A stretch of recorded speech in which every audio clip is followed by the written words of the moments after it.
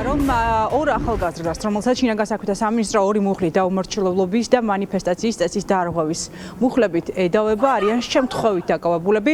პოლიცია, რომელსაც არ ჰქონდა არანაირი ამოსაცნობი ნიშანი, გუშინ ზანდუკელის ქუჩაზე იყო 3 ავტომობილით, და ერთ-ერთ მათგანს ეკეთა არაქართული ნომრები, სპეციალური ნომრები, ეძებდა სხვა პირს, რომელმაც აქციაზე გაისროლა ფეიერვერკიდან. სწორედ ეს ადამიანი ეგონათ ერთ-ერთი დაკავებული და შემთხვევითობის პრინციპით დააკავეს ორი ახალგაზრდა. ეს არის ის ინფორმაცია, რომელიც დღეს ადვოკატებმა წინასწარი მოთავსების იზოლატორიდან გამოიტანეს, შეხვდნენ ისინი დაკავებულ პირებს, რომლებსაც მთელი ღამის განმავლობაში პოლიციის განყოფილებებში შეეძებდნენ და მოისმინეს მათი დაკავების შესახებ უფრო მეტი ინფორმაცია. დაკავებულები ადვოკატებთან ყვებიან, რომ თავდაპირველად, როდესაც რუსთაველის გამზირზე ისინი მიემართებოდნენ საკუთარი საცხოვრებელი სახლისკენ, მათ აედევნათ 3 ავტომობილი, სადაც ისხდნენ შავფორმიანი მამაკაცები. მათ ეგონათ, რომ ისინი იყვნენ ეგრეთ წოდებული ტიტუშკები და გაუსწორდებოდნენ ფიზიკურად, სწორედ ამიტომ მათ აუჩქარეს ნაბიჯ და მოგვიანებით მათ წინ გადაუკეტეს გზა ეგრეთ წოდებულმა პოლიციელებმა, რომლებიც იყვნენ სამოქალაქო ფორმაში, არ წარუდგინეს თავი ახალგაზრდებს და დაადეს ხელბორკილები. არ განუმარტავთ სად მიყავდათ და მოგვიანებით შეიტყვეს უკვე 3 საათის შემდეგ, მას შემდეგ რაც ახალგაზრდები მოათავსეს პოლიციის განყოფილებაში, რომ ისინი იყვნენ სამართალდამცველები და ედავებოდნენ აქციაზე დგომას და ფეიერვერკის სროლას. მოგვიანებით მათ მუხლები გააცნეს და ეს მუხლებია, როგორც მოგიყევით, დაუმორჩილებლობა და მანიფესტაციის წესის დარღვევა, ანუ სავარაუდოდ ნიღბის ტარება.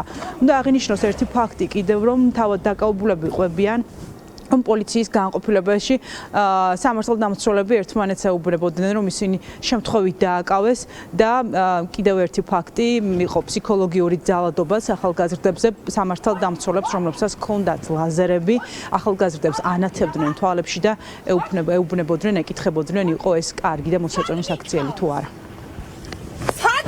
ნახეთ უკვე დაკავებულები, განაცხადეს, რომ უკვე აქცია დაშლილი იყვნენ, სახლისკენ მიდიოდნენ, მაკდონალდსის ასახლებთან ზანდუკელის ქუჩაზე, დაინახეს, რომ 3 მანქანა მოდიოდა მათი მიმართულებით.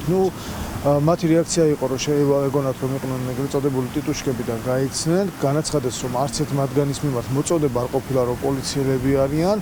ერთ-ერთმა მანქანამ გადაუჭრა გზა და შემდეგ მოხდა უკვე ამი დაკავება და მე უთხრეს, რომ პოლიციელები არიან, თუმცა განმარტება უფლების არც ერთ მათგანისთვის არ მომხდარა, რომ აღნიშნული პიროვნებებს რა შეედავებიან. მე გაიგეს, რომ მათ ედავებიან პოლიციის კანონიერი მოთხოვნისამე დაუმორჩილებლობას. გადაყვანილი ყავდათ მე შემდგომში განყოფილებაში, ჩემმა დასუსკუშკოპმა განაცხადა, რომ განყოფილებაში ერთ-ერთ კაბინეტში თვალებში მანათებდნენ ლაზერს და მეუბნებოდნენ, აბა როგორია ის ესო. როგორც გამოიკვეთა და შემდგომ როგორც დაადგინეს პოლიციის თანამშრომლებმა, რეალურად პოლიცია ეძებდა სხვა პირებს, რომლებიც იმყოფებოდნენ აქციაზე და რომლებსაც თან ჰქონდათ ფეიერვერკი, აი ეს იყო საფუძველი მათი დაკავების. შემთხვევით მოხდა მათი დაკავება, აერიათ საერთოდ სხვა პირებს ეძებდნენ და შემთხვევით დააკავეს ოთო და რატი. გონ პოლიცია სამწუხაროდ დაკავდა, ასე ვთქვათ, გართობით, დაიწყეს ლაზერის მინათება თვალებში, ხან ერთმანეთს ანათებდნენ, ხან დაკავებულებს და შემდგომ უკვე გამოარკვიეს, რომ რეალურად საერთოდ სხვა პირების დაკავება ჰქონდათ მიზნად. საინტერესოა რა მტკიცებულებას მიიტანს სასამართლო პროცესზე.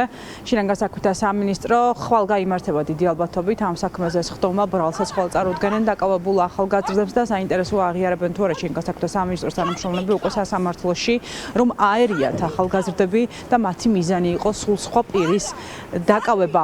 რამდენიმე სამართალდარღვევის ფაქტის შესახებ ადვოკატები ახალგაზრდების და რომელსაც ადგილი ჰქონდა ახალგაზრდების დაკავების პროცესში, ადვოკატები მიმართავენ სახალხო დამცველს სპეციალურ საგამოძიებო სამსახურს კასიტადის უწყებას, რომ დაინტერესდნენ ამ ფაქტებით, შევიდნენ იზოლატორში, გაიგონ უშუალოდ დაკავებულებისგან ეს ინფორმაცია და დაიწყონ გამოძიება ამ ფაქტებზე. მადლობა. სოფო პირდაპირ ეთერში სოფო ნიაური საუბრობდა.